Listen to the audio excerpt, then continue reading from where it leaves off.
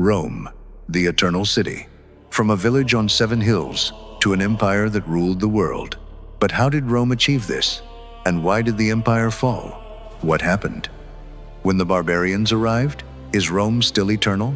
The fall of the empire is especially intriguing, and the rise of the Vatican will fascinate you. This is the complete history of Rome, from Romulus and Remus to modern-day Italy. Let's begin. Tau. 753 BC. According to legend, the twin brothers Romulus and Remus, who were raised by a she-wolf, founded Rome on the Palatine Hill. This is just a legend, but legends are important. 7 hills stretched along the Tiber River, and small villages joined together, calling themselves Rome. There was nothing special about it yet, just a small Italian settlement. 600 BC. Rome is ruled by the Etruscan kings, the Tarquins. They built the Cloaca Maxima, the Great Sewer. It is still in use today. They drained the marshland between the hills, which became the Forum Romanum, the center of Rome. They built temples. Rome is growing, but the Romans hate their kings. Tyranny, oppression. In 509 BC, a rebellion broke out. The last king, Tarquinius the Proud, was expelled. The Roman Republic was born. 509 BC. The Republic begins. The era of kings is over. Power now belongs to the Senate and the people. Senatus Populusque Romanus. Senatus Populusque Romanus. The Senate and the Roman people. This is not a full democracy, though.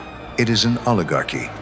Although the wealthy elite, the patricians, control everything, collective decision-making is more effective than the decision of one person. Rome begins to expand, first in Italy, then beyond. The Republic lasted for almost 500 years. 218 BC. Rome is facing its greatest enemy, Carthage. The Carthaginian general Hannibal Barca achieved the impossible. He crossed the Alps with his war elephants and invaded Italy. Hannibal occupies Rome for 15 years. At the Battle of Cannae, Rome lost 70,000 men in a single day. This was the greatest defeat in Roman history. However, Rome refused to surrender. They survived longer than Hannibal. In 146 BC, Carthage was destroyed. Rome now controlled the Mediterranean. The Republic became an empire. 100 BC. Rome controls the Mediterranean. Mare Nostrum, our sea. Greece, Spain, North Africa, and Asia Minor all become Roman provinces. All of these lands become Roman provinces, and Rome grows wealthy. Slaves from conquered lands labor in the fields. The Republic is unimaginably wealthy, yet inequality grows. The patricians, the privileged class, possess everything. The plebeians, ordinary citizens, have nothing. Social tensions are about to erupt. The Republic is beginning to crack. In 60 BC, Julius Caesar formed the first triumvirate alongside Pompey and Crassus. Together, they controlled Rome. Caesar then conquered Gaul, modern-day France. He became Rome's most popular general. However, the Senate feared his growing power. In 49 BC, they ordered him to disband his army. Instead, he crosses the Rubicon River with his army. This means civil war. Although Pompey sided with the Roman Senate and opposed him, Caesar defeated Pompey. He returned to Rome as dictator. The Republic was dying. 44 BC, 15 March. Mid-March, Julius Caesar enters the Senate. A group of senators surround him.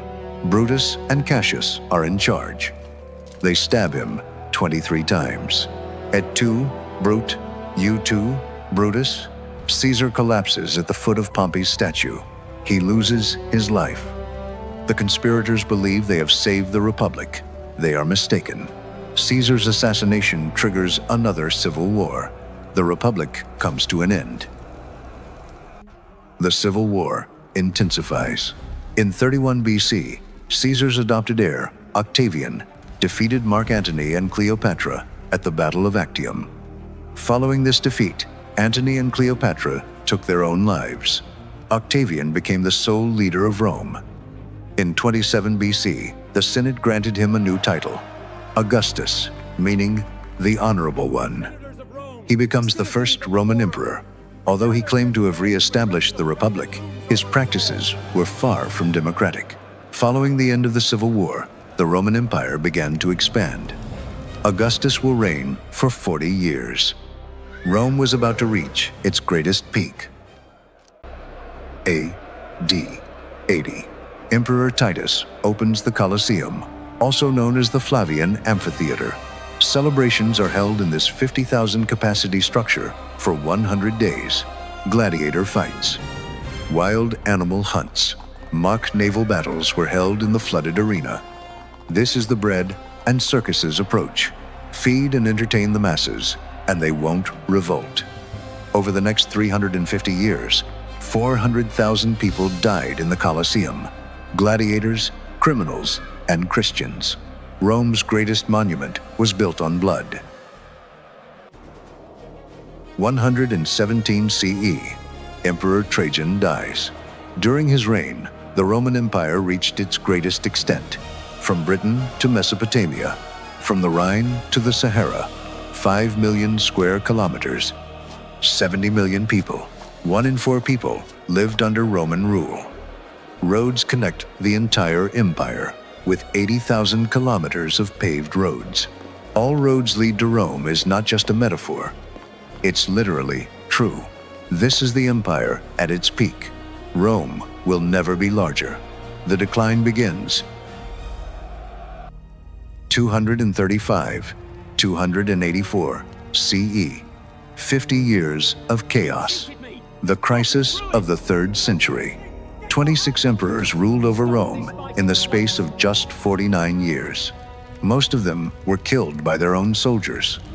Civil wars, barbarian invasions, economic collapse, plague. The empire is fragmenting. Gaul, Britain, and the East are all breaking away. They all break away and establish their own empires. Rome is dying. Then, in 284, Emperor Diocletian seizes power. The empire is divided into two, the West and the East. 313 CE. Christians were persecuted for 300 years. They were thrown to the lions in the Colosseum and burned alive or crucified. Then Emperor Constantine issued the Edict of Milan. Christianity was now legal.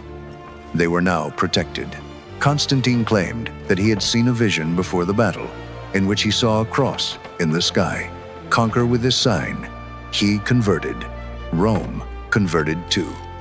Christianity went from being a persecuted sect to the official religion of the empire. Everything changed. Rome became Christian. 380 CE. Emperor Theodosius went even further with the Edict of Thessalonica. Christianity was now not only legal, but also recognized as the sole legal religion. Paganism was banned. The ancient Roman gods, Jupiter, Mars, and Venus, were declared illegal. Pagan temples were closed, demolished, and converted into churches. The Vestal Virgins, who had guarded Rome's sacred fire for 1,000 years, were dispersed. Rome's ancient religion had died. The Christian empire was complete. 24th August, 410 AD. The unthinkable happened. Alaric and the Visigoths breached the city walls and pillaged Rome for 3 days. It was the first time Rome had fallen into enemy hands in 800 years. Temples were plundered, buildings were burned. Citizens were killed or enslaved. Shock spread throughout the empire. Rome, the eternal city, had fallen. In response, St. Augustine wrote The City of God in an attempt to explain how God could have allowed this to happen. The Western Empire was collapsing.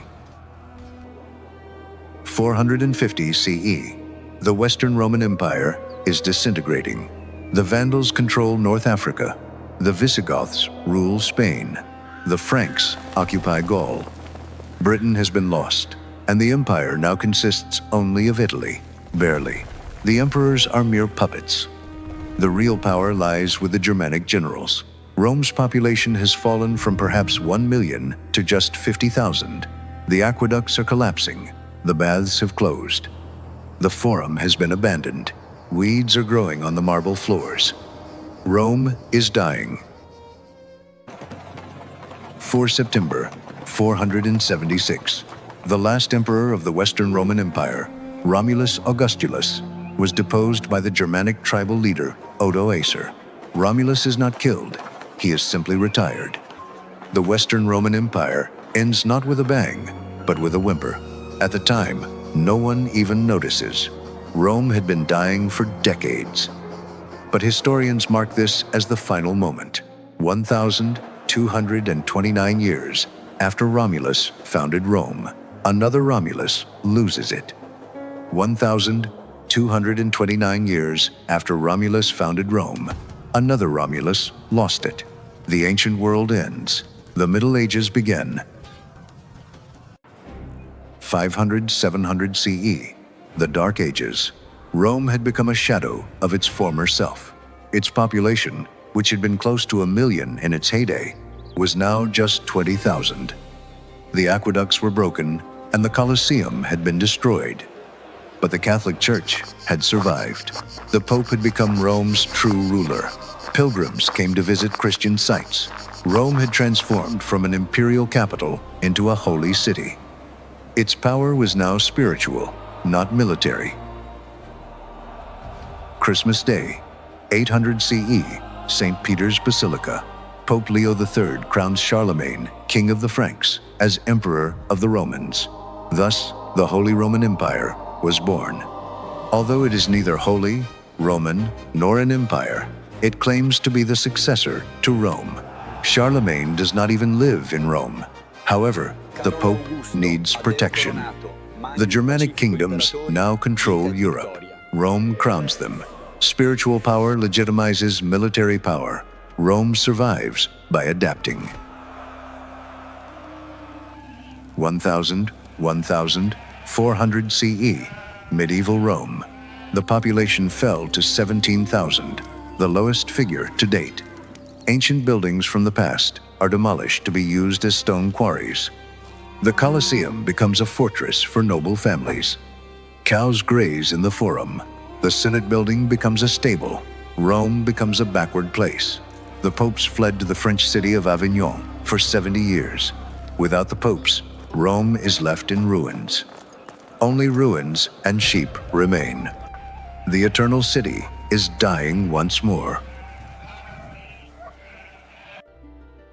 1508, 1512.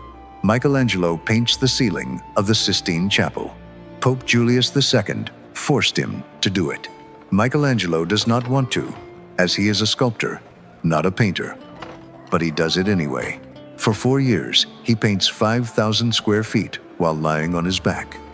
The creation of Adam. The Renaissance is transforming Rome. The popes are growing rich once more. They are rebuilding St. Peter's Basilica. They commissioned works of art. Rome is becoming beautiful again, but disaster is approaching. 6 May 1527. The unthinkable has happened again. The army of the Holy Roman Emperor, comprising German and Spanish mercenaries, sack Rome. For 9 months, they loot, murder, and rape. Churches are ransacked. The Pope fled to safety. Rome's population drops from 55,000 to just 10,000. The Renaissance ends in bloodshed. It's worse than the Visigoth invasion. This time, it's Christian soldiers sacking the Christian capital.